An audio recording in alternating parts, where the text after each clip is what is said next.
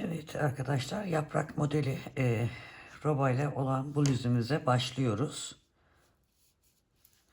Şimdi şişimize 97 tane ilmek attık. Bluzumuz 96 ilmekle başlanıyor. Bir tanesi de kaynaştırma ilmeğimiz var. Şu şekilde ilmekleri düzgün gelecek şekilde şöyle bakalım ayarlıyoruz, dönük olmaması için.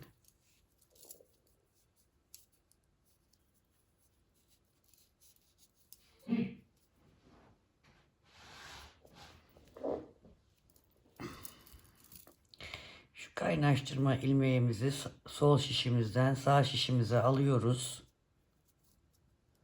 Bunu zaten birçok defa gösterdim. Sağ şişimizdeki ilmeği son geçirdiğimiz ilmeğin üzerinden atarak bu şekilde şuradan da ipi sıkılaştıralım.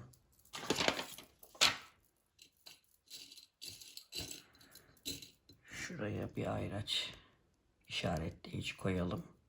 Sıra başlangıcımız belli olsun. Şimdi lastik öreceğiz. Bir düz, bir ters. Şiş numaram 4 numara. İpim İtalyan Merserize. Kilo işi ip satan yerlerden alabilirsiniz. İlmek yoğunluğu 10 santime 20 ilmek denk geliyor, ona göre.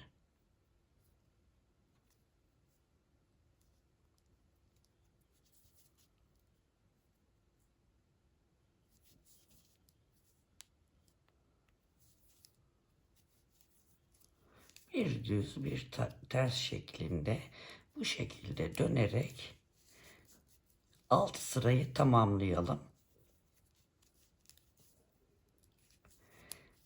Sonra modelimizi kurmaya başlayacağız. Yaka düşürme yapacağız.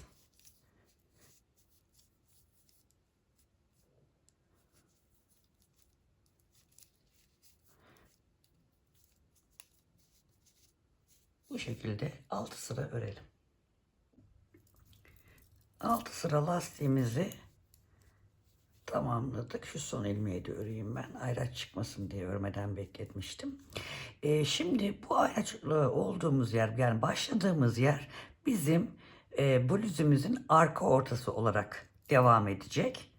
Şimdi buradan itibaren kısa satırlar yapmamız gerekiyor. Şimdi onu hep beraber yapacağız. Şimdi 3 ilmek ters örelim. 1 2 3. Sonra bir ilmek düz ördük.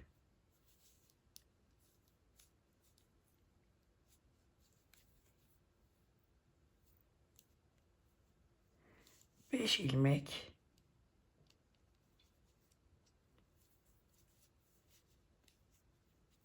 ters örüyoruz. 1 2 3 ile başladık. Bir düz ördük. 5 tane ters öreceğiz. 3 oldu. 4 ve 5. Bir düz. 5 ters. 1 2 3 4 5. Sırayı bu şekilde devam edelim. Evet, sona doğru geldik. 5 ters, bir düz ve 2 tersle sonlandırdık. 3 tersle başlamıştık. 2 ters de burada. 5 tersimiz oldu.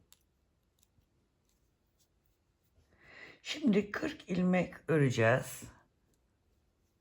Aynı bu şeyleri devam ettirerek.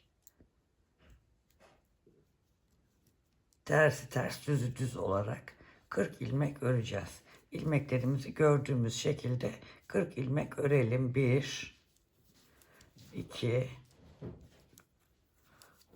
3 4 pardon, şurada düz yapacaktık. 3'ten sonra 1 2 3 4 5 6 7 8 9 10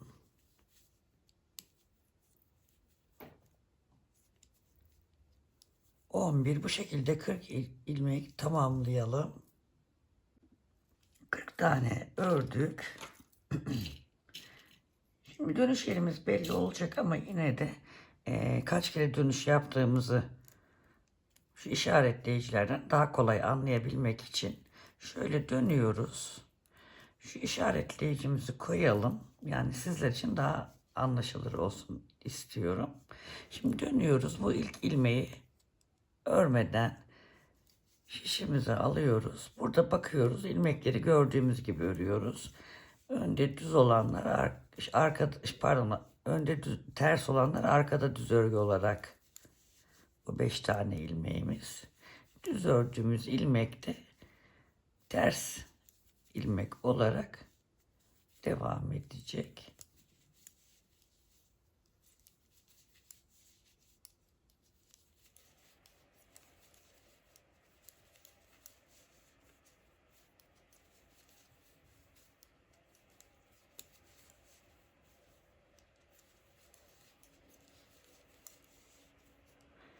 ...40 santim misineli şişle örüyorum arkadaşlar.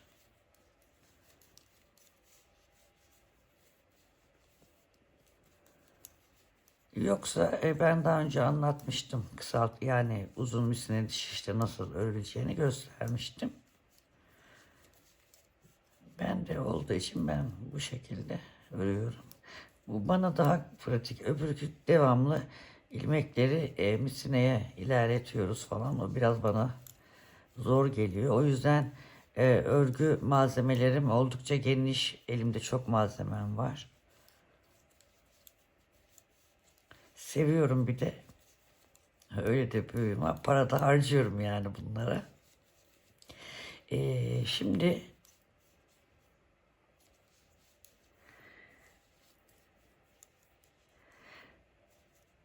40 ilmek örmüştük. Şimdi 78 ilmek olarak tamamlayacağız.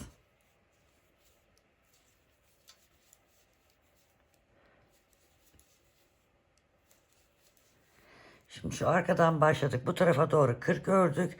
Şimdi bu tarafa doğru toplamda 78 tane ilmeği bu şekilde örelim. İşaretleyicimizi geçip örmeye devam edelim. 78 ilmek. 78 ilmeği ördük. Buradan da geri döneceğiz. Şu orta işaretleyiciniz farklı renk koyun. Orada başlangıç, hem başlangıç sıramız arka ortasından devam edeceğimizi söylemiştim. Orası bizim arka ortamız. Diğer yerlere farklı ayraçlar koyabilirsiniz. Oraya kendinize göre belirleyici bir ayraç koyabilirsiniz. Şimdi yine ilk ilmeği örmüyorum. Döndüm. İlk ilmeği örmedim. Devam ediyorum. İlmekleri gördüğüm gibi örüyorum. Son 3 ilmek kalana kadar devam ediyorum. Evet, son 3 ilmeğe geldik. Son 3 ilmek dediğim yer 40 tane örüp dönmüştük ki orası. Şimdi son 3 ilmeği örmüyorum. Döndüm. Yine buraya bir işaretleyici takacağım. Şimdi her iki tarafta da şu ön ilmekle bıraktığımız, hiç örmediğimiz ilmekler, yani geri dönüş yapmadığımız ilmekler haricinde bu arada birkaç defa üçer ilmek bırakarak dönüş yapacağız. Şimdi ilk 3 ilmeğimizi bıraktık. Döndük. İlk ilmeği yine örmeden alıyorum. Son 3 ilmeği görene kadar bu şekilde devam ediyorum. Evet. Son bakın bir öncekinde 78 ilmek örüp döndüğümüz yere geldik. Burada 3 tane ilmek bırakacağım. Yine döneceğim. Buraya da bir işaretleyici koyayım.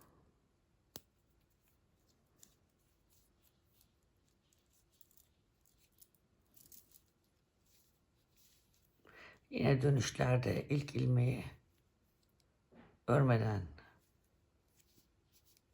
alıyoruz. İlmekleri gördüğümüz gibi örüyoruz.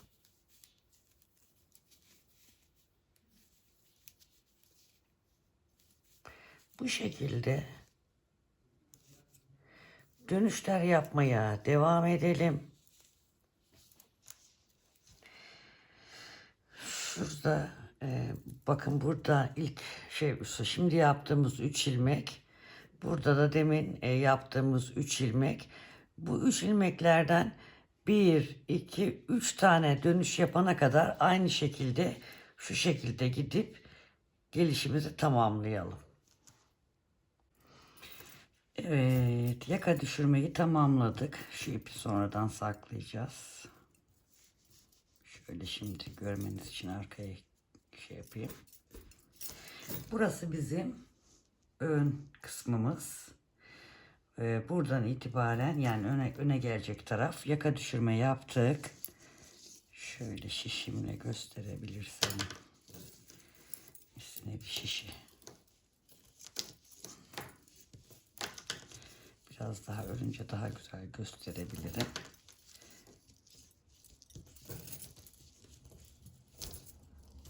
Şu şekilde arkadaşlar bir şişi yapamadım. Şöyle. Farklı şişe geçirdim. Daha iyi görebilirsiniz diye. Bu çünkü şiş daha kısa bir şiş. Hepsi sığmıyor. Şöyle. Şimdi aslında arkadaşlar ben bunu 4 ile örmüştüm. Şuraya geçtikten sonra bir numara büyük şişe geçirecektim lastikten sonra. Ama örmenin şeyiyle buraya kadar 4 ile örmüşüm. Ama artık bu yaprak modelini koyacağım. Onun için belki 5'e geçmem biraz şey olur, sıkıntılı olabilir. 4,5 numara şişle devam edeceğim. Hani bir yarım şey büyüteyim. Normalde burayı 4 ile başlamıştım. Siz 5 ile yapabilirsiniz. Hani bir numara büyükle. 5'e bir bakayım. 5 numaralı şişim burada var mı?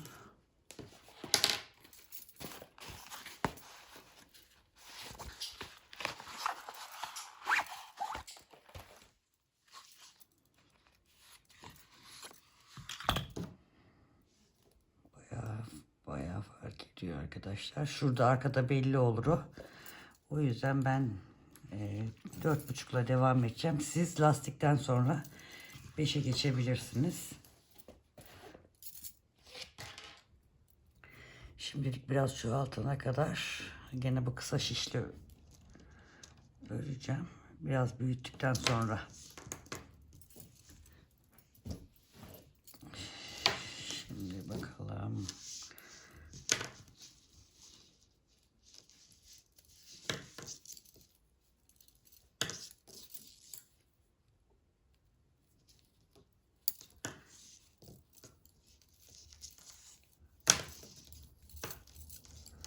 Artık yaprak modeline geçeceğiz.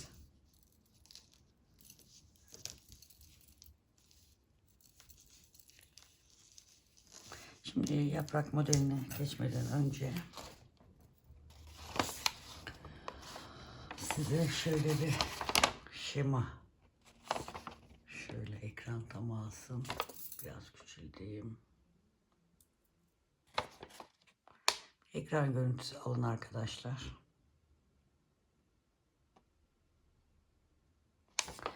Şuradan şu sarıdan başlayarak örmeye başlayacağız.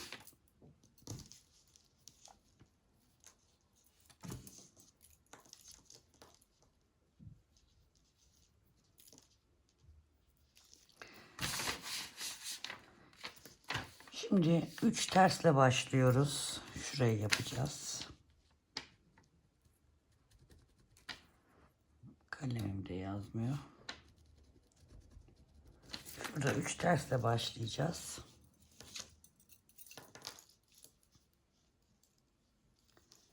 Birinci modeli birlikte kuracağız. 1 2 biraz yakınlaştırayım. Şöyle getirelim. 3 tersten sonra bir tane doluyorum. Bir düz örüyorum. Bir tane daha doluyorum. Bakalım. 1 2 3 4 5 tane ters. 1 2 3 4 5 tane ters. Şimdi aslında burada modelimiz zaten kendini gösteriyor ya. Bu düzlerin bir sağından bir solundan artırmamız var. Burada. Şimdi yine artırıyoruz. Bu düz ilmeğin örüyoruz. Sağından ve solundan artırıyoruz. Yine 5 tane örüyoruz.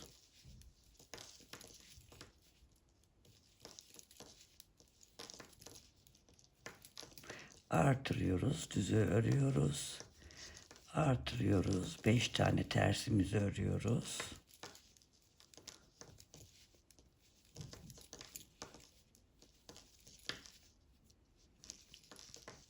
Yine düz örgüye ilmeğe geldik. Başında ve sonunda artırıyoruz. Doluyoruz yani. Dolamayla artırıyoruz. Ajur olacak oralar. Bir düz örüyorum. 2 kere doluyorum çünkü sağında ve solunda ters örgüler olduğu için bu şekilde ajuru oluşturuyorum. 1 2 burada kısa dönüş yaptığımız ilmeğe geldik arkadaşlar. Bunun da izi belli olmasın diye şuradan bakın şu alttaki ilmeği de yukarıya kaldırıp ikisini bir şişime takıp ikisini bir örüyorum. Şimdi devam ediyorum.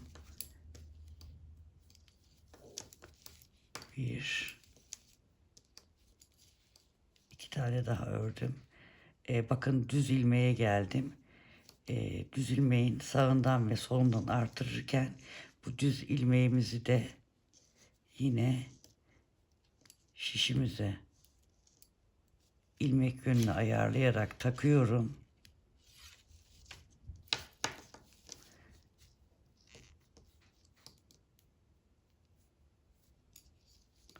İkisini bir örüyorum. Yine artırıyorum.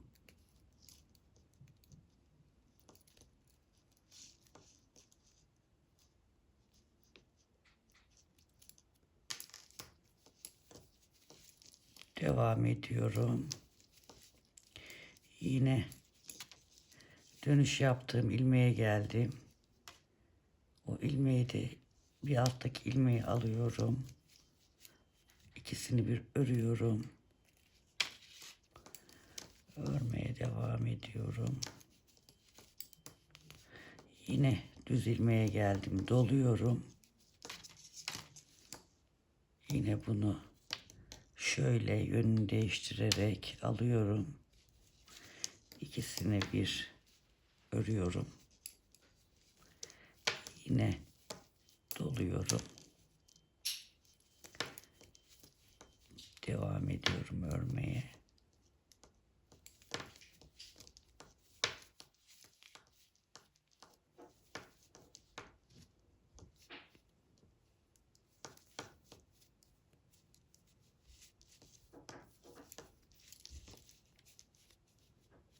Pardon, düz ilmeğe gelmişiz arkadaşlar. Kaçırmayalım. Doluyorum. Bir düz örüyorum. Doluyorum. Ters örmeye devam ediyorum.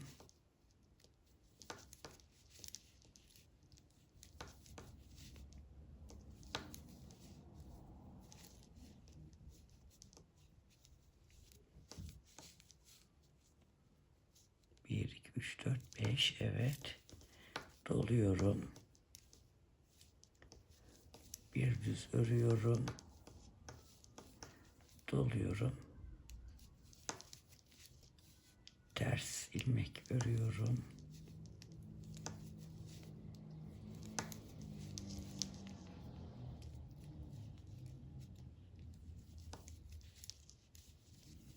Yine burada doluyorum. Bir düz örmeden, pardon, alttaki ilmeği kaldırmam gerekiyordu. Dönüş yeri. Şu dönüş yaptığımız şu alttaki ilmeği de kaldırıp ikisini bir örüyorum. Yine doluyorum. Kısa satırları yukarı alttan ilmek alarak kaldırıyoruz. Belli olmasın diye. Burada da bir dönüşümüz var. Onu da şöyle şişe takıyorum.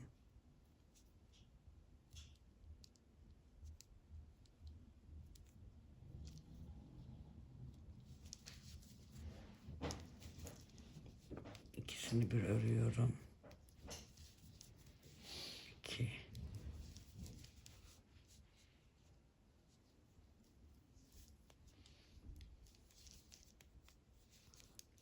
3. Bunu da yine şöyle çapraz yapıyorum. İkisini bir alıyorum. Şurada artırmamızı yapmıştık. Evet, son tersimiz. Yine artırma yerine geldik. Bir artırıyorum. Bir doluyorum.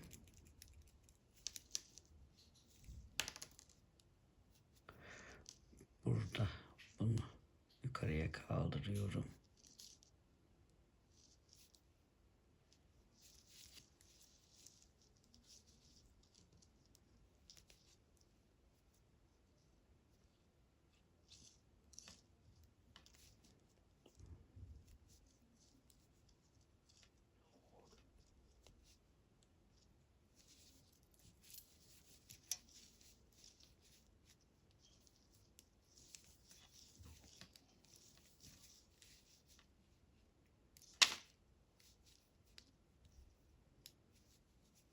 Burada yine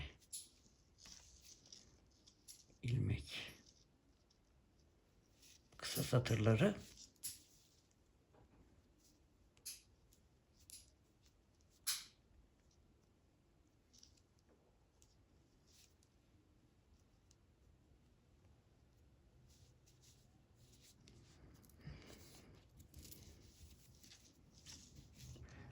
bu şekilde yapıyoruz. Düzü gördüm. Yine doluyorum. Bir düz örüyorum. Doluyorum.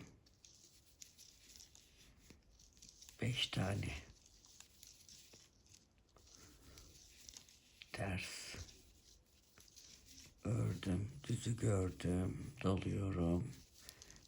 Bir düz ördüm. Doladım.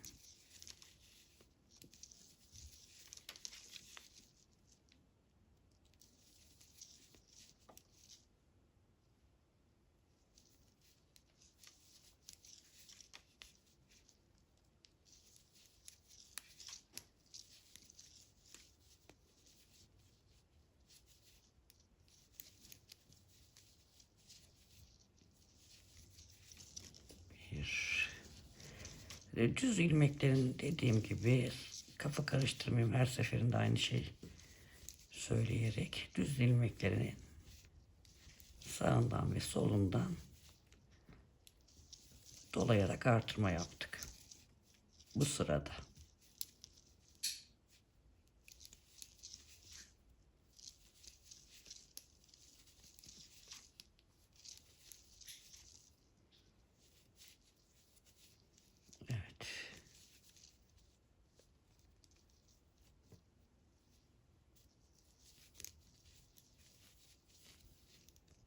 doladım ve 2 tane ters. 3 tersle başlamıştık. Burada da 2 ters. Toplam yine modeldeki gibi 5 ters oldu. Burası bizim başlangıç sıramız. Demin şişe geçirdiğimiz için onu çıkartmıştım. Şimdi tekrar takıyorum. Şimdi bu sırada hiçbir şey yapmadan tamamen ilmekleri gördüğümüz gibi örelim. Artırmaları da düz örgü olarak örelim. Şimdi ne yaptık? Şu düz ilmeklerin kenarlarından birer sıra artırma yaptık. Bir sıra artırma sırası yaptık. Bir sıra hiçbir şey yapmadan ilmekleri gördüğümüz gibi ördük. Artırmaları da düz örgü olarak ördük. Şimdi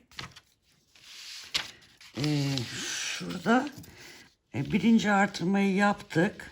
Şu artırmayı yaptık. Şimdi bu 5 tane tersler devam edecek. Artırmaları yapacağız. Şuradaki ortadaki düzümüz devam edecek. Çubuk direk olarak bu düzün her iki tarafından yine artırma yapmayı. Düzün her iki tarafından artırma yaparak yükselteceğiz. Diğerleri arttıkça şu kenarda düz ilmekler oluşacak. Bunu şu yaptığımız iki sırayı 3 kere daha yapacağız. Yani 4 kere artırma yapmış olacağız. 1, 2, 3, 4 tane artırma yapacağız. Sonra kapatma işlemine başlayacağız. Ve aradaki ikinci yaprağı çıkartacağız. Şimdi bu 4 tane artırmamızı yapalım.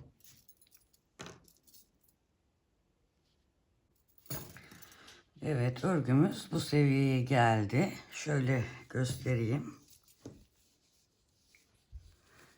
Bakın 1, 2, 3, 4 tane artırmayı yaptık. Bu direğin kenarlarından 4 tane artırmamızı yaptık. Düzlerimiz arttı. Ortadaki 5 tane tersimiz devam etti. Şimdi bakalım ne yapacağız. Şimdi şurayı da bitirdik. Şimdi kesmelere başlayacağız. Bu sırada kesim yapacağız. Kesimlerimizi de hemen başlayalım kesim yapmaya. Benim gibi böyle çıktı alırsanız daha kolay yaparsınız. Ya da telefonunuzdan takip edebilirsiniz siz. Ben şu anda hem telefonda çekim yaptığım için takip edemiyorum. Hemen ayracımı şuraya koyayım. Bir büyük şişe geçtim. Yani misine olarak numara aynı. 4,5 ile devam ediyorum. Şimdi burada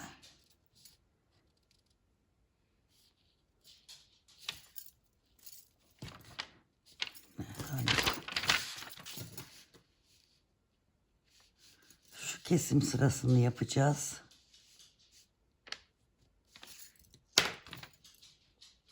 Bakın şurada bir tane düz öreceğiz şimdi. Bir tane düzle sıraya başlıyoruz. Bir düzümüzü ördükten sonra 2 tane ters öreceğiz. Yani yaprağın kenarındaki terslerimizi ördük ve sola doğru kesim yapacağız. İlmeklerimizin yönünü düzeltelim. Sizin düzgünse düzeltmenize gerek yok. Şu 2 ilmeği buradan aldım. 1, 2, 3, 4, 5 tane düz öreceğim. Artık yaprağı küçülteceğiz. Kapatacağız. 1, 2, 3, 4 ve 5.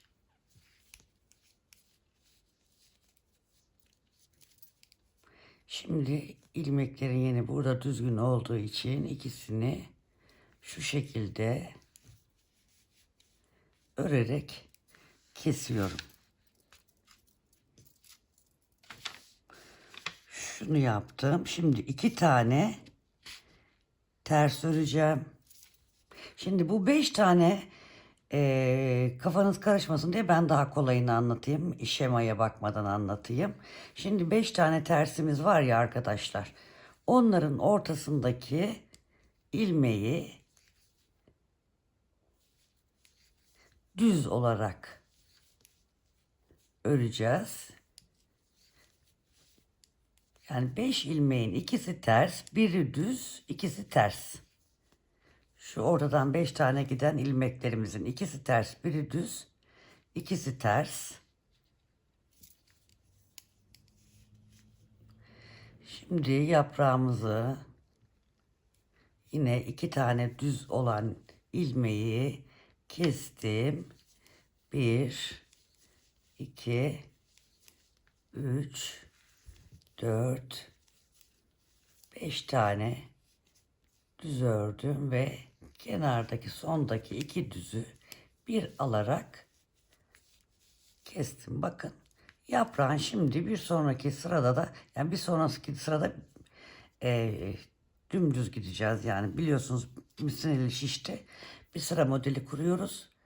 Bir sıra hiçbir şey yapmadan dümdüz örüyoruz. Yani dümdüz derken ilmekleri gördüğümüz şekilde hiçbir işlem yapmadan. Şimdi yine 5 tane ters ilmeğe geldim. Ne yapıyorduk? İkisini ters örüyorduk. Birini düz örüyoruz. İkisini ters örüyoruz ve yaprağa geldik. Yaprağa gelince, düz ilmeklere gelince yani baştaki 2 ilmeği, 2 düz ilmeği birlikte alarak tek ilmeğe düşerek kesim yapmış oluyoruz. Yaprağın son 2 ilmeğine kadar 5 ilmek var. Onu örüyoruz. Son 2 ilmeğe geldim. İkisini bir alıp kesiyorum. Şimdi burada yine 5 tane tersimize geldik. Ne yapıyorduk? 2 ters, bir düz, 2 ters. Bu şekilde bu sırayı da tamamlayacağız. Anlaşılmıştır umarım. Şurada gördüğümüz yaprağın her iki başında ve sonunda 2 ilmeği bir alarak örerek kesiyoruz. 5 tane tersimizin de ikisini ters örüyoruz. Birini düz, ikisini ters örüyoruz. Bu sırayı böyle tamamlayalım. Sonraki sıra bütün ilmekleri gördüğümüz gibi örelim. Tekrar sıra başında diğer yaprağın kurulumunu göstereceğim. Diğer yaprağın kurulumu da aslında aynı. Burada bizim şurada bir ilmeğin sağından ve solundan artırmıştık ya. Şimdi şuradaki 2 ters, bir düz 2 ters yaptık ya. Buradaki düzün kenarından artırmalar yapmaya başlayacağız. Onu da tekrar bir sonraki sırada bir gösteririm. Kafanız karışmasın. Evet, şimdi tekrar sıra başındayız. Birinci kesimimizi yaptık ve 5 tane ilmeğin ortasındaki ilmeği düz ördük ve sonrasında bir tur daha bütün ilmekleri aynı şekilde ördük hiçbir şey yapmadan. Şimdi yine burada bir ilmeğin yanında artırma yapacağız. Bir tane öreceğiz, artırma yapacağız. 2 tane ters öreceğiz. Keseceğimiz yere geldik. Bakın yine yaprak. Bu yaprağı kapatana kadar her iki kenarından böyle 2'şer ilmek keseceğiz. Ortadaki ilmekleri düz olarak öreceğiz. Yine 2 ilmek kesiyoruz. Evet, şimdi 2 ters. Bir ilmeğimizi düzdü. Bu sefer doluyoruz. Bir düz örüyoruz. Doluyoruz. Yine 2 tersimizi örüyoruz. Yine yaprağa geldik. 2 ilmek kestik. Ortadaki ilmekleri düz ördük. Sondaki 2 ilmeği birlikte alarak kestik ve 2 terse geldik. 2 tersi ördük. Düz örgüyü görünce, düz ilmeği görünce bir artırdık, bir düz ördük, bir artırdık, 2 ters ördük. Bu sırayı böyle tamamlayalım. Sonrasında bir sıra hiçbir şey yapmadan örüyoruz. Ondan sonra arkadaşlar sonraki sıralarda bu ilmeği, yaprak ilmeklerini eksilterek geleceğiz. Sonra bir tam kapatmayı oraya tekrar göstereceğim. Burada da bu düzün kenarından birer tane artırdık ya, aynı bu yaprağı yapacağız. Yani şurada yaptığımızı tekrar buna uygulayarak burada yaprak oluşturacağız. Bunu kapatacağız, bunu oluşturacağız. Bunun tepesinde 3 ilmek kalacak. 3 ilmeği tek seferde kapatacağız bir sonraki sıralarda, yani oraya geldiğimizde onu tekrar size göstereceğim. Şöyle gördüğünüz gibi yapraklarımız oluştu. Şimdi yaprağı kapatacağız. Burada 3 tane ilmeğimiz var. Onu göstereceğim. Şimdi kapatmayı. Bu arada da diğer yaprağımız da oluşmaya başladı. Burada 2 tane artırma yaptık. Bunu 4'e tamamlayacağız. 4'e tamamladıktan sonra da burada yine aynı burada gösterdiğim gibi bu yaprağı buraya uygulamaya devam edeceğiz. Onu ayrıca göstermeyeceğim. Şimdi bunun üzerinden kapattıktan sonra şimdi orayı kapatmayı göstereyim, onu da anlatayım. Şimdi üst üste olmasın. Şimdi bu yaprağı yapmaya devam ediyoruz. Yeni yapmaya başladığımızı. Şimdi bunu da tamamen biteni de kapatalım.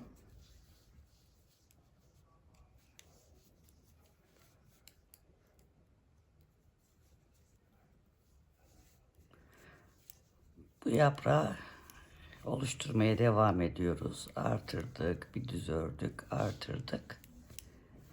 Düzlerimizi ördük. 2 tane tersimizi ördük. Evet, şimdi bakın arkadaşlar, bu yaprağımızı kapatacağız. Bunun için ortadaki ilmeğin üstü olmasını istediğim için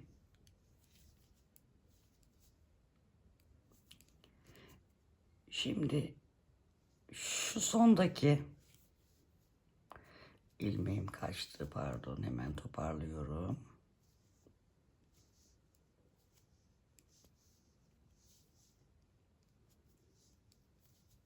Evet, ipim çok yumuşak.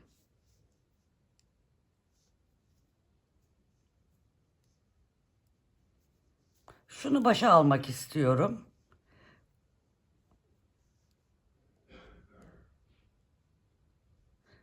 Şu 2 ilmeği şişe geçiriyorum.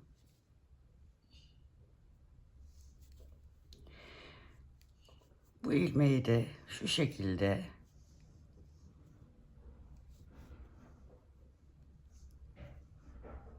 ipim katlı olduğu için ayrılıyor. Düzeltmem lazım, yoksa kötü gözükür. Evet. Sonra bunun üçünü birden örerek kesiyorum. Bakın, bu ilmek üstte oldu. Siz ya da nasıl kapatmak istiyorsanız üçlüyü istediğiniz şekilde kapatabilirsiniz. Ben bu şekilde kapattım. Sonra tekrar devam ediyorum.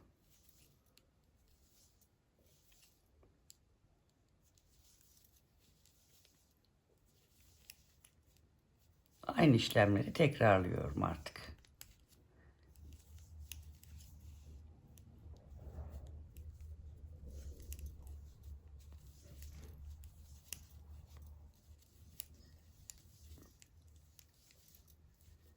İki tane tersimi ördüm. Şu şekilde de yapabilirsiniz. şu iki ilmeğin yerini değiştirip bunu başa alıp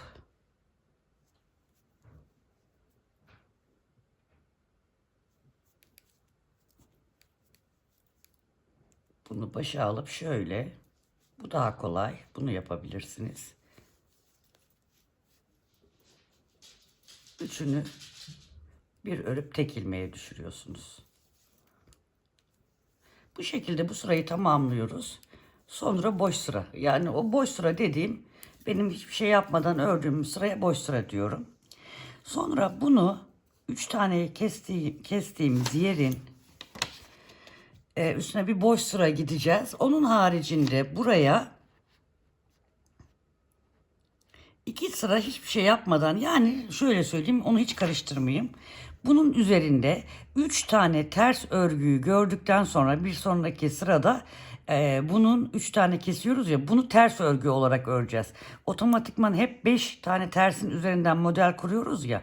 Bakın şu düzlerden sonra şimdi şurada bu üçlü kesimle beraber 3 tane ilmeğimiz ters ters ters ters ters, yani 5 tane ilmeğimiz ters olarak 3 sıra gözükecek. Bu 3 tane tersi gördükten sonra, yani şurada diyelim ki 1 2 3 tane ters sıra var ya, burada bunun üzerinde 3 tane ters sırayı gördükten sonra burada yaprak koyacağız. Yaprak uygulamaya başlayacağız.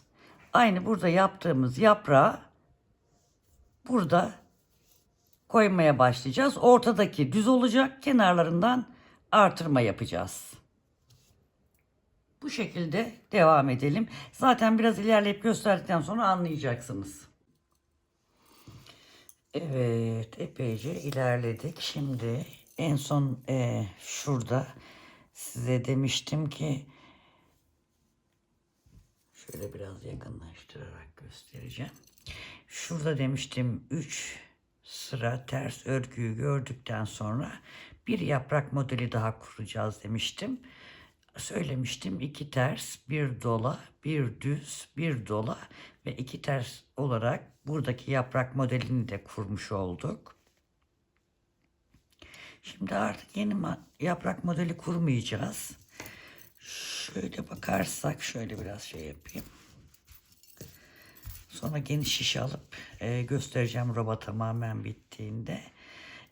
Bir sıra yaprak, 2 sıra yaprak ve 3. sıra yaprak modeliyle artık yaprak yapmayacağız. Bu yaprağı da kapatmaya geçtik zaten. Şimdi yaprak yapmıyoruz. Şöyle göstereceğim.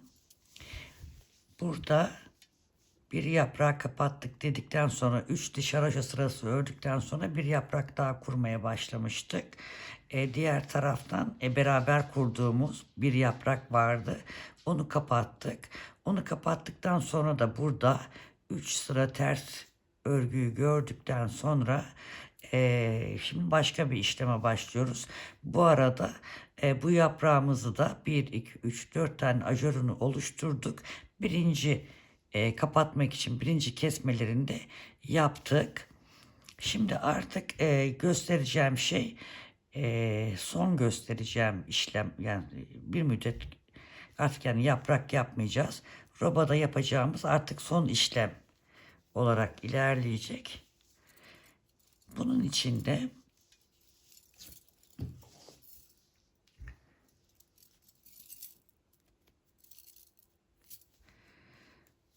şimdi şurada ayraç çıkmasın diye son ilmeği örmemiştim, yani sırayı tamamlamamıştım. Şimdi şurada dediğim gibi bu yaprağı kapattıktan sonra yine 3 sıra ters örgüyü gördükten sonra yine doluyoruz. Burada 5 tane ilmeğimiz var ters örgü. 2 tanesi tabi bu tarafta kaldı. Şimdi bir tane doluyorum. Bir tane düz örüyorum. Bir tane doluyorum. Yaprak kurar gibi, aynı. Aynı yaprak kurar gibi yapacağız ama artık yaprak kurmayacağız. Şimdi bir tane ters ördüm.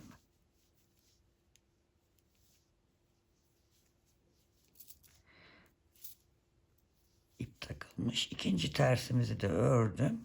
Şimdi burada bu yaprağımızı kapatmaya devam ediyoruz yanlardan keserek.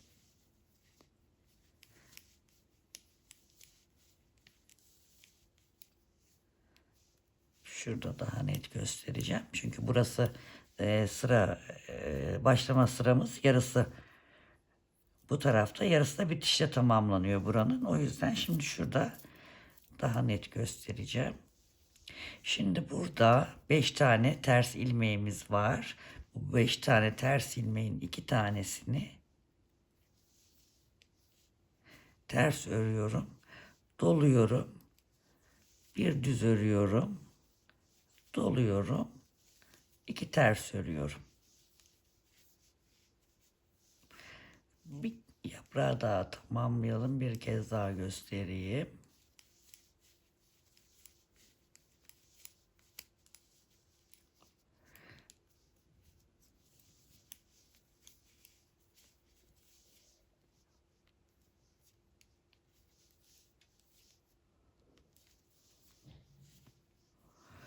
İki tane ters ördükten sonra şurada ilmeğim ayrılmış. Ben onu düzeltirim. Şimdi size şunu göstereyim.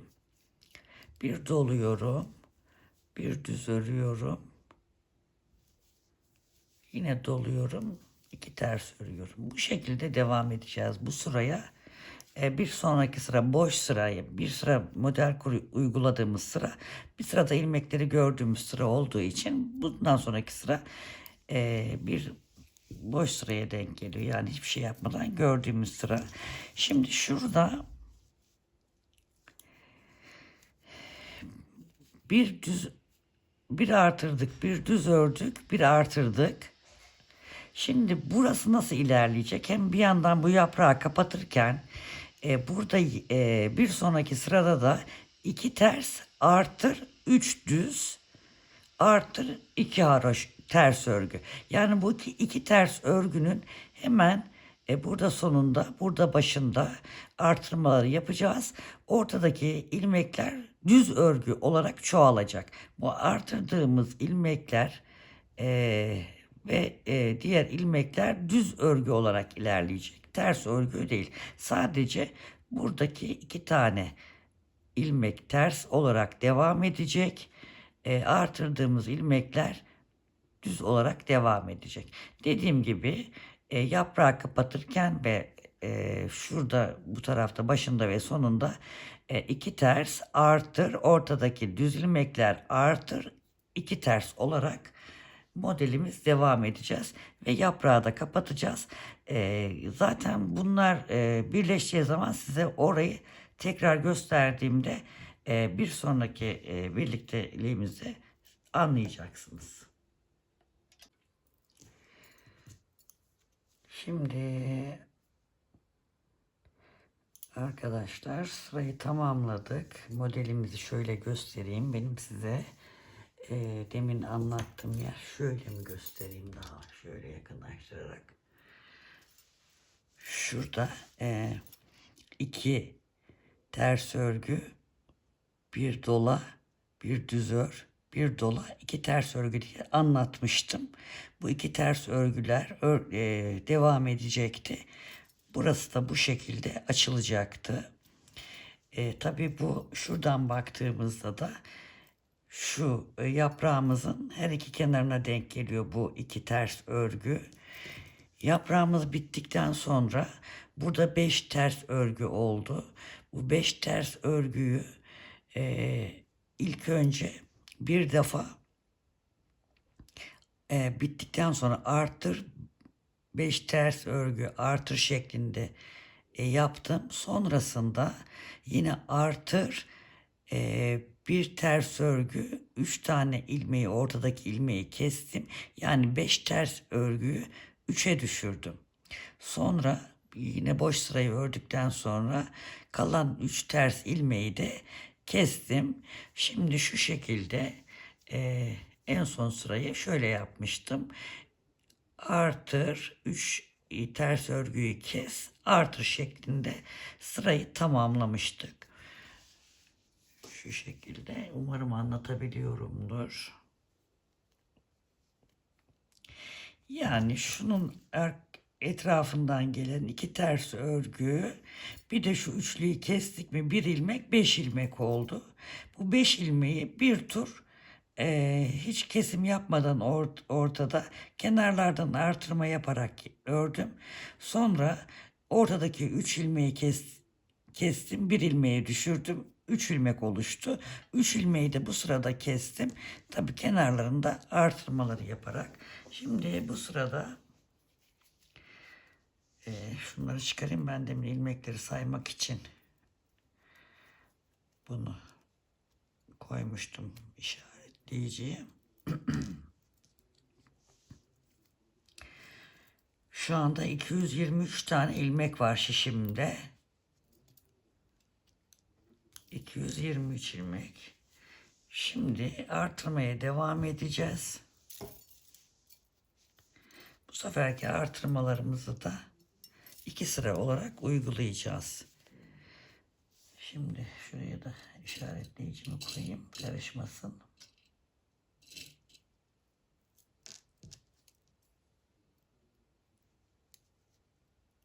Sıra başımız. Şimdi sıra başımızda sonu 3 kez de bitirip örmüştük. Şimdi yine burada bir doluyorum. Diğer ilmekleri düz örgü olarak örmeye devam ediyorum.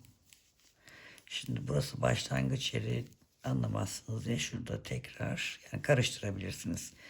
Anlamazsınızdan ziyade şurada göstereceğim. Şimdi burada 3 ilmeği kesmiştik. Ortada bir ilmek kalmıştı. Onu da bir artırıyorum. Bir düz örüyorum, bir artırıyorum. Tekrar düz örgüyle örmeye devam ediyorum. Artık ters örgülerimiz yok. Tamamen düz örgüyle devam edeceğiz. Düz örgüyü ördüm, geldim. Bu ortadaki 3 kestiğim ilmeğe, yani şuna geldim, artırdım. Bir düz ördüm, artırdım. Bir tane daha göstereyim. Bazen örgü örerken farkında olmadan kadrajdan çıkabiliyorum. Kusura bakmayın.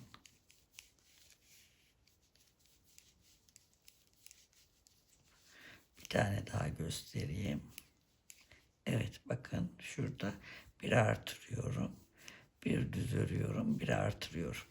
Bu şekilde bu sırayı da tamamlayacağız. Sonra boş öreceğiz. Yani ilmekleri gördüğümüz gibi artırdığımız ilmekleri de düz öreceğiz. Sonra bu anlattığım 2 sırayı tekrar edeceğiz. Evet arkadaşlar, ne kadar güzel oluyor değil mi? Ben çok beğendim. Şimdi ne yapacağız?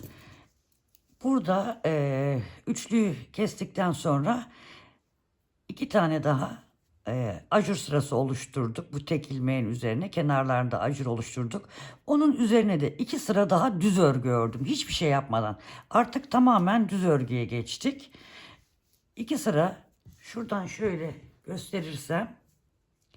Bakın şiştekiyle beraber 1, 2, 3. Şu zaten önceki ilmek. 2 diş, hayır diş diyorum, ağzım dişe alışmış hep haraşodan dolayı. 2 sıra düz örgü ördük. Dümdüz döndük yani. Şimdi yine bir artırma yapacağız.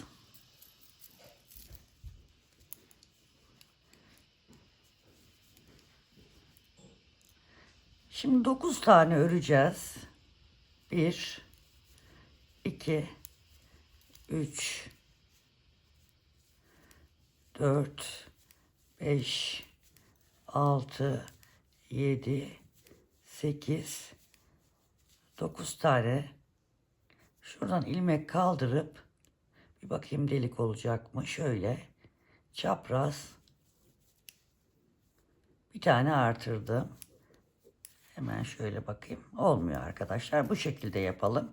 Şimdi artırdıktan sonra 1, 2, 3, 4, 5, 6,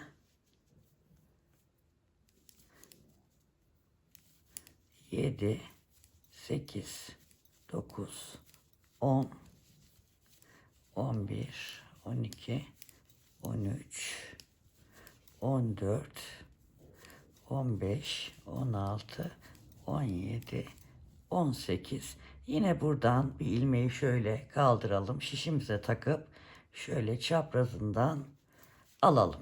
Her 18 ilmekte bir bu şekilde artırarak sıramızın sonuna geldiğimizde artırdıktan sonra 9 tane ilmek kalacak. Burada çünkü 9 ilmekle başlıyor. Burası ortası yarısı olduğu için yarısı burada, yarısı burada. Bu sırayı da bu şekilde 18 ilmekle bir artıralım. Sonra üzerine bir boş sıra örelim. Ondan sonraki sırada ise iki sıra daha düz ördükten sonra, yani şimdi bunun üzerine bir düz boş sıra öreceğiz. Onun üzerine 2 sıra daha düz örelim. Yani 3 sıra düz örmüş gibi olacağız. Sonra tekrar artırma yapacağız. Onda da 19 ilmek artıracağız. 19 ilmekle bir artıracağız. Sıramız bu şekilde tamamlanacak. Zaten tekrar göstereceğim onları da yaptıktan sonra. Ondan sonra roba çalışmamız bitecek. Bedeni ve kolları ayıracağız. Şimdi bu şekilde devam edelim. 18 sırada bir artıralım. Üzerine 3 düz sıra gidelim. Evet arkadaşlar, kamera tutucudan çıkarttım. Oradan doğru böyle bütün hepsini alamazdım. Şimdi anlatacağım zaten ama şöyle bir geniş açıdan göstermek istedim. Robamız tamamen bitti. Kolları ayırdık, arka bedenleri ayırdık. Şimdi bundan sonra şu anda artık bedeni öreceğiz. Sonra da kolları öreceğiz. Şimdi size anlatacağım, sayıları vereceğim. Evet arkadaşlar, roba çalışmamız bitti. Şimdi şöyle tam öne geçirelim. Şu şekilde. Şimdi sayıları vermek istiyorum. Şimdi biz arka ortadan başlamıştık biliyorsunuz. Buradan arka ortadayız. Şuradan zaten örmeye devam edeceğiz. Arka ortadayız. Şimdi arka ortanın bu ilk yarısı için şuraya kadar 47 ilmek örüyoruz. 47 ilmekten sonra 65 tane ilmeği kol ilmeği olarak ayırdım. Sonra 97 tane ilmek öne verdik. Diğer kol için yine 65 ilmek olarak tamamladı. Yine ipe taktım. Arkanın diğer yarısı için ise 46 ilmek ayırdım. Bu şekilde tabii şu anda daha henüz buhar görmedi. Hafif ya da ütüyle ütülemedik. Çünkü merserize ip hafif buharlı. Ütüyle de ütüleyebiliriz. Açıldığında, yani yaka şu anda size küçük gibi gözükebiliyor ama açılacak. Yani toplanıyor şu anda. Buharlı ütüyle açabiliriz ya da dediğimiz gibi bloklama çalışması yapabiliriz. Şimdi şuradan devam edelim. Hemen şurası bizim, ben özellikle şu şişi burada bıraktım. Burası yine bizim arka ortamız, yine bizim sıra başlangıcımız olmaya devam edecek. Şunu sayarken takmıştım.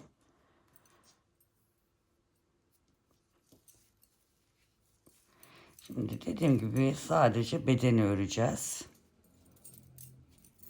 Şunları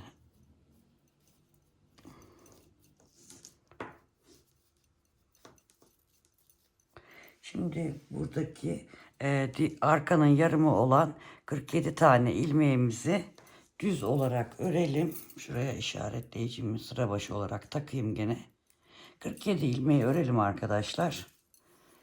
Şimdi uzun sürer örerek göstermem. Örelim. Evet, 47 ilmeği ördük.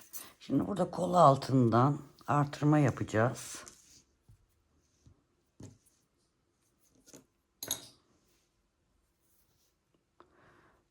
İstediğiniz gibi yapabilirsiniz. Nasıl rahatınıza geliyorsa. 11 tane yapacağız. 1, 2, 3, 4, 5, 6, 7, 8, 9, 10 ve 11.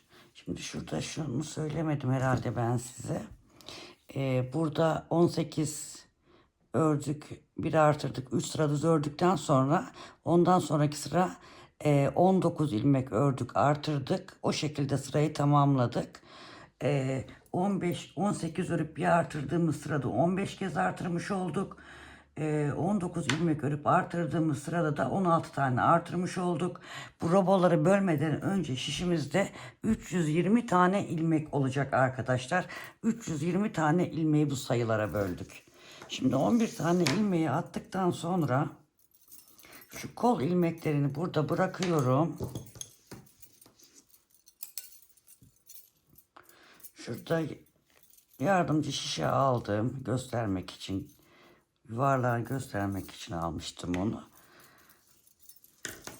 Şu ilmeklerimize düzgünlüğüne bakalım. Ön için ayırdığımız 97 ilmeğimizi de bu şekilde düz olarak örmeye devam ediyoruz. Bu 97 tane ilmeği ördükten sonra diğer kol altına geleceğiz. Evet. Ön ilmeklerini de ördük. Burada yine 1, 2, 3, 4, 5, 6, 7, 8, 9, 10, 11 tane de burada ilmek attık.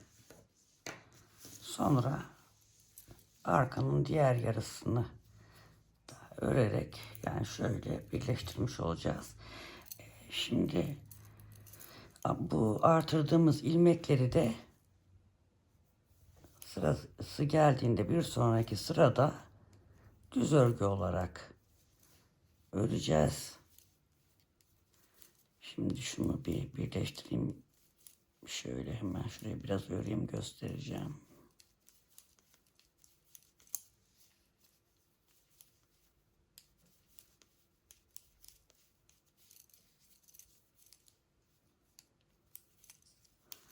Şöyle ilmeklerimiz de çıkmasın.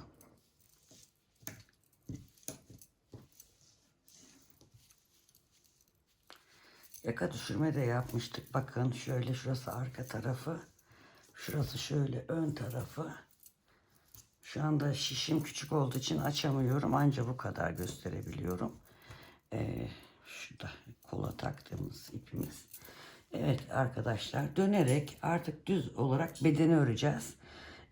İstediğimiz uzunluğa gelince bir düz bir ters lastik örüp kesip bitireceğiz. Ondan sonra kolu göstereceğim. Kolda da bir şey yok. Kolda da bu ilmekleri takacağız. Yine orayı gösteririm kola geldiğimiz zaman. Burada 11 tane ilmek yapmıştık. Oradan yine ilmek çıkartacağız ve kolu öreceğiz. Kolu da istediğimiz uzunlukta örebiliriz. İster kısa, ister truvakar kol. O şekilde ya da uzun kol. İstediğimiz uzunluğa gelince onu da lastik örüp bitireceğiz. Şimdi artık bedeni böyle dönerek düz şekilde örmeye devam edelim. Evet arkadaşlar nerede kalmıştık? Uzun zamandır benim de işlerim çoktu. Öremedim.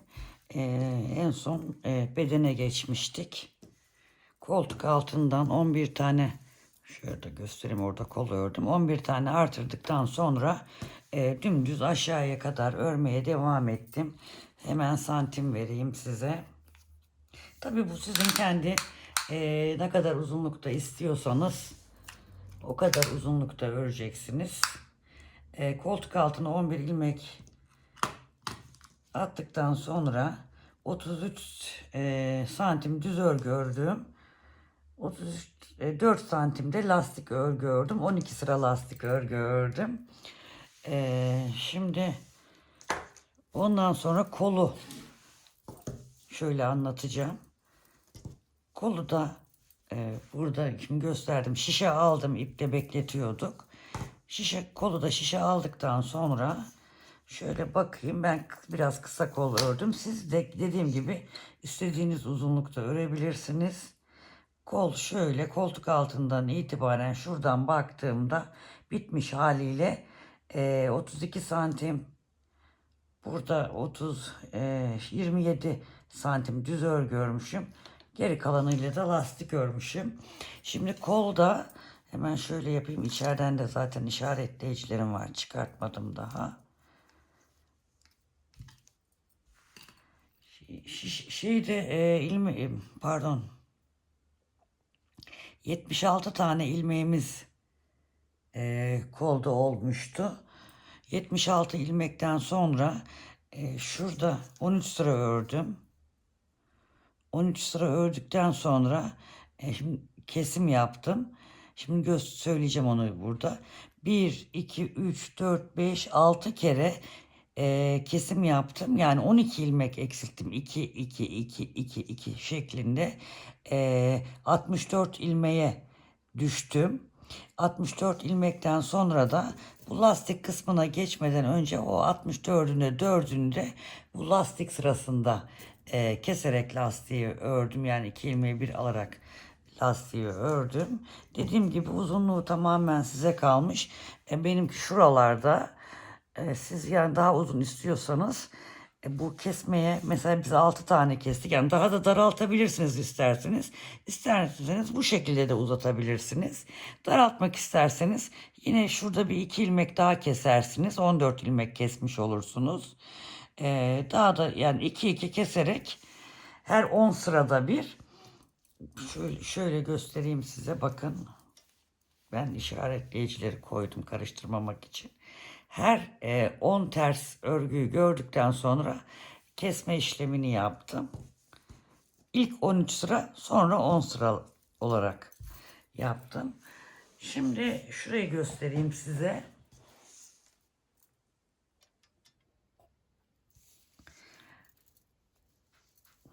Burada birkaç tane şey gösterdikten sonra zaten ipimizi alalım.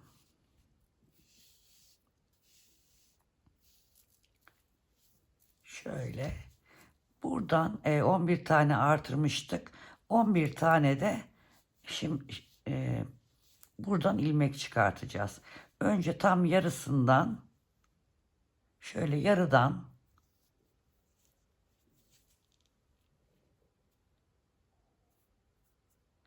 tığ da yanıma almamışım.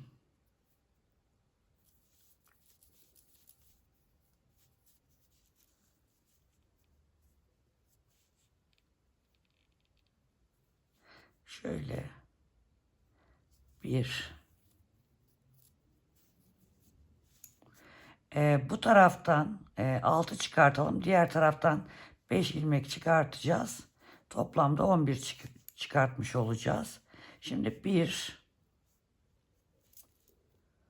2, 3,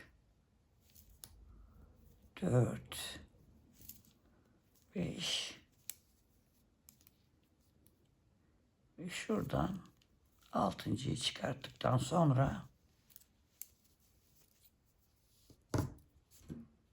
60 santimlik şişe geçtim. Yine şiş numaramız 4.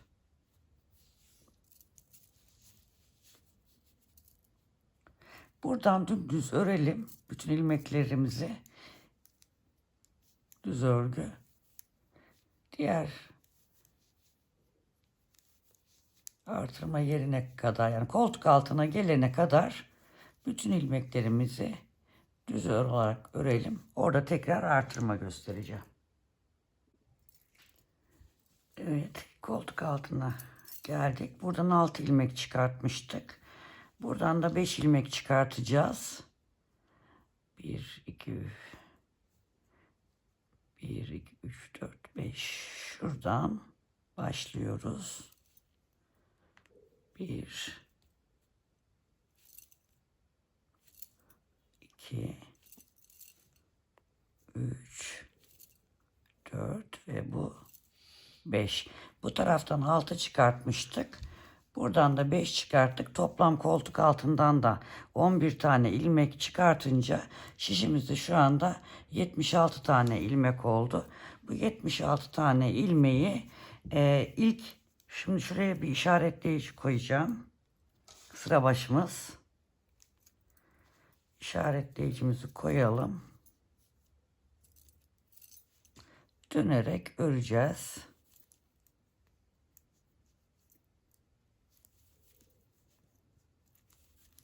Şimdi şurada biraz öreyim, birkaç ilmek daha anlatacağım. Bunu böyle dönerek öreceğiz.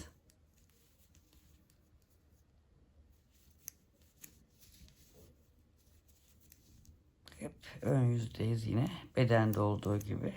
Yani dönerek örüyoruz ön yüzden. Şimdi ne yapacağız? Şimdi burada ters sıraları, yani burada önde düz oluyor ya, arkada ters sıraları sayarak ilk 13 tane tersi gördükten sonra ilk kesimimizi yapacağız. Sonra o kesimden sonra bir tane işaretleyici koyacağız. Ben göstermiştim demin. Sonra her 10 sırada bir ilmek keseceğiz ve ilmeklerimizi azaltacağız. Onu da nasıl yapacağız? Bu işaretleyici koyduğumuz ilmeğin şu ikisini keseceğiz. İşaretleyicimizi geçireceğiz. Sonra diğer ikisini keseceğiz. Yani her kesmede 2 ilmek kesmiş olacağız. Bir buradan bir buradan kesmiş olacağız. İşaretleyicinin her iki tarafından 2 ilmeği örerek tek ilmeğe düşerek kesim işlemini tamamlamış olacağız. Dediğim gibi arkadan sayacağız. İlki 13 tane ters örgüyü gördükten sonra keseceğiz. Sonra 10 taneyi gördükten sonra bu şekilde 6 defa 6 çarpı 2 toplamda 12 ilmek kesmiş olacağız. Sonra da dediğim gibi santimi söyledim size. Tekrar 27 santimdi. 27 santim, bakın şurada zaten kestiğim yerler gözüküyor. Şurada 1, 2, 3, 4, 5, 6. İkişer kestiğimiz için 2, 4, 6, 8, 10, 12 tane ilmek kestik. Sonrasında da 64 ilmeğim kaldı benim. 64 ilmekten de 4 ilmeği ilk şu lastik sırasında kestim. Sonra lastiği uyguladım. Yine aynı bedende olduğu gibi 12 sıra lastik örgüsü ördüm. Onu da şuradaki düz örgüleri sayıyorum. 12 olunca kestim. Düzü düz, tersi ters örerek, yani örerek kesim yapacağız. Onu ben defalarca diğer videolarımda da gösterdim. Bu şekilde yaparak bu kolu da tamamlayalım ve kazağımız bitmiş olsun. Mevsimlik kazağımız. Kışın da giyebilirsiniz. Çok sıcak sevmeyenler benim gibi bu mevsimde de giyebilirler. Yani yünlü olmadığı için rahatlıkla tercih edilebilir. Dediğim gibi ben kollarını şurada yaptım. Siz istediğiniz uzunluğa getirebilirsiniz. Aslında bunu gördüğüm Pinterest'te ben bu örneği gördüm. Pinterest'teki modellerde şöyle sadece koltuk altından bu 11 tane bu işlemi yaptıktan sonra şöyle kısa kollu yapmışlar. Yani bir 10 santim kadar örüp lastik uygulamışlar. Kısa kollu yapmışlar. Siz de öyle yapabilirsiniz isterseniz. O tamamen sizin zevkinize kalmış. Ben kışın giyebilmek için bu şekilde yaptım. Zaten yazın giyemem ben bunu. Yazın da dar sıcak gelir bana. O yüzden ben bu şekilde yaptım. Dediğim gibi siz kısa kollusunu da yapabilirsiniz. Daha uzun kollusunu da yapabilirsiniz. Bu kol bittikten sonra bakın şöyle ya ıslatarak, sererek kurutacağım ya da hafif bir buhar tutacağım. Bu şekilde yapraklarımız da açılacak. Daha güzel bir görüntü olacak. Bitireyim. Bitirdikten sonra tekrar görüşelim. Evet arkadaşlar, kazağımız bitti. Bluzumuz bitti. Kısa kollu yaparsanız. Şöyle biraz küçülteyim, gözüksün. Evet. Bu şekilde kol altlarımız. Hafif bir buhar tuttum. Yapraklarım da açıldı. Şu şekilde. Yaka düşürme yaptık arkadaşlar. Arkada gitgellerimiz oldu. Önde otomatikman yaka düşürme olmuş oldu. Şimdi şu bitmiş haliyle bir ölçü vermek istiyorum. Şuradan ön yakadan koltuk altına kadar olan kısım, şöyle baktığımda 26 santim. Yaka yukarıdan aşağı 52 santim. Beden 52 santim. Kol altından benim kol uzunluğum, yani ben öyle ördüm. Siz dediğim gibi kısa da örebilirsiniz. 30 santim olmuş. Herhalde başka ölçü vereceğim yer yok. Yapacak arkadaşlara kolay gelsin diyorum. Bir sonraki videoda görüşmek üzere. Sevgiyle kalın, hoşça kalın. Kanalıma abone olmayı unutmayın arkadaşlar.